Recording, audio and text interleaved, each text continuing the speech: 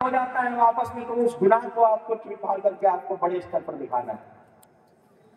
तो आप सबको उन चीजों से भी बचना पड़ेगा, क्योंकि मेरे हिसाब से मेरे गुरुजी थे, वो कहते थे कि गद्दार दोस्त से दानेदार दुश्मन ज्यादा अच्छा होता है। तो आपके बीच में रह के अगर गद्दारी का भाव आपस में है तो मेरे हिसाब से वो ज्यादा फिर खतरनाक है, क्योंकि इनको ये तो पता है कि ये दुश्मन है, लेकिन जिसको ये भाईचारा का नाम दे रहे, जिसको भाई नाम दे रहे, कल को कहीं ऐसा ना हो कि हम बगल में इनके रह के और इनके पीठ में छुरा भोंकने का काम करें। तो नहीं, क्योंकि फिर मैंने कहा इतिहास मरता नहीं है, इतिहास जिंदा रहता है। और मैं अपनी बात आपको बताऊंगा, क्योंकि मैंने कहा कि एक भाई की भी शिकायत थी, तो उस शिकायत के लिए आपको बताऊं, मैं कल गाजीपुर से चला और मुझे ट्रेन मिली रात में, तो 2:30-3 बजे जब मैं ट्रेन में चढ़ा तो मुझे आंख लग गई। और कल रात में मेरे गांव में ठाकुर समाज के लोगों से और हमारे परिवार से कुछ विवाद हो गया। तो हमारे भाइयों ने जैसा खून में है अच्छे से ठुकाई कर दी, तो रात में पुलिस वाले उठा के ले गए। उसमें मेरा छोटा भाई सगा है, हम 2 ही भाई हैं, तो उसको भी उठा के ले गए। कुछ चाचा के भी लड़के थे और गांव के भी लड़के, 5-6 लड़कों को रात में थाने में बैठा रखा। अब मेरे घर से मेरी घंटी खूब बजी, कम से कम 15-20 फोन आए, दूसरे लोगों ने खूब फोन किया, लेकिन क्योंकि मैं जस्ट बैठ का और मैं इतना थका था कि मुझे नींद आ गई और मैं फोन घंटी सुनाई नहीं दी, तो मैं रात में उनका फोन नहीं उठा पाया। खैर जिला अध्यक्ष और सारे लोग गए, मैटर को उन्होंने सहयोग करके फिर निपटारा किया, अपना वापस गया। जब सुबह मेरी नींद खुली, मैंने देखी कि मम्मी के भी फोन पड़े, पिताजी के भी, भाई के भी, तो मैं समझ गया कि कोई अपशगुन घटना हो गई ऐसा लगता है। तो मैंने तुरंत फोन किया, तो मेरे पिताजी बड़े नाराज, बोले सिर्फ तुम्हारे लिए समाज है कि घर परिवार भी है। मैंने कहा हुआ क्या?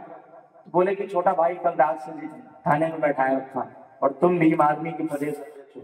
अगर तुम्हारे भाई को थाने में बैठाया जा रहा तो मेरे हिसाब से बड़ी बेइज्जती की बात है, क्योंकि पिताजी ने उनको जवाब तो कभी देता नहीं, ऐसी परवरिश नहीं की गई। मैंने कहा ठीक है, फिर मैंने भाई से बात की। अभी हमने कहा तुम भी नाराज हो गए? बोले भैया आपको बहुत बार फोन लगाया और वो इंस्पेक्टर बदतमीजी से बात कर रहा था, तो हमने उसको बताया कि मैं प्रदेश अध्यक्ष का छोटा भाई हूँ। मैंने उसको एक चीज बताई कि अगर मैं जगता भी होता तो मुझे फोन करता, मैं तब भी ईश्वर से बात न करता, क्योंकि मैं चाहता हूं कि तुम अपने बलबूते कुछ चीजें सीखो। क्योंकि मैं जिस पथ पे चल रहा हूं मुझे नहीं पता कल शायद मैं ना हूं, और जब मैं नहीं रहूंगा तो तुम्हारी रक्षा करने के लिए कौन आएगा? तुमको अपनी एक पहचान बनानी पड़ेगी, इस समाज में, इस प्रशासन में, शासन में अपनी पहचान बनानी पड़ेगी कि मेरा नाम अंकित भार्गव है और मैं कुलदीप भार्गव का छोटा भाई नहीं हूं, बल्कि मैं अंकित भार्गव। सेम चीज आप सब भी भाई हो, बड़े लोग भी बैठे हैं, छोटे भी हैं, कि आप भी भाई हो।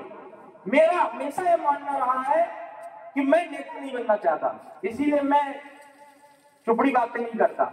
मैं चाहता हूं कि ये लोग जो खड़े हुए मेरे आजू बाजू, आप सब जो बैठे हुए पीछे तक, आप सब अपने बलबूते तैयार। देखो आपने चंद्रशेखर भाई को तैयार कर दिया, सांसद हो गए।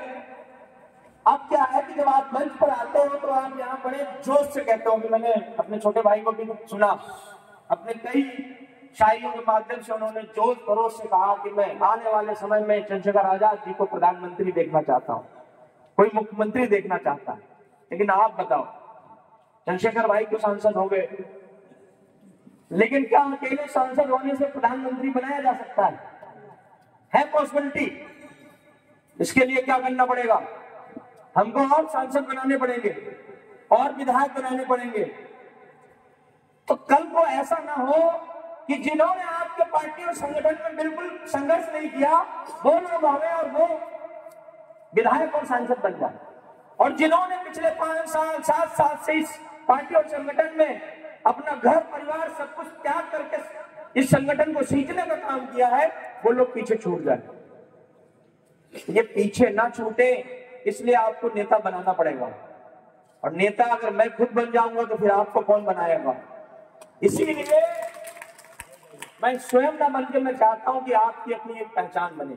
आज हम आपके बीच में, आप ये क्षेत्र के लोग हैं, मैं सिर्फ आपसे बातें कर सकता हूं, आपको जज्बात दे सकता हूँ, आपको जोश दे सकता हूँ, लेकिन मैं यहां से लेके कुछ नहीं जाऊंगा, सब कुछ आपके बीच में छोड़ के जाऊंगा।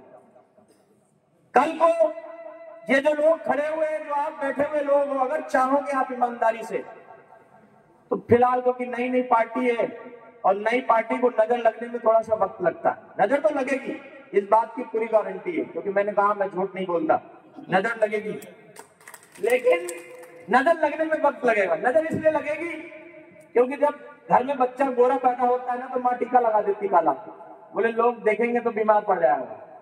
पार्टी अच्छा है, काम भी अच्छा कर रही है, सामाजिक न्याय की बात कर रही है,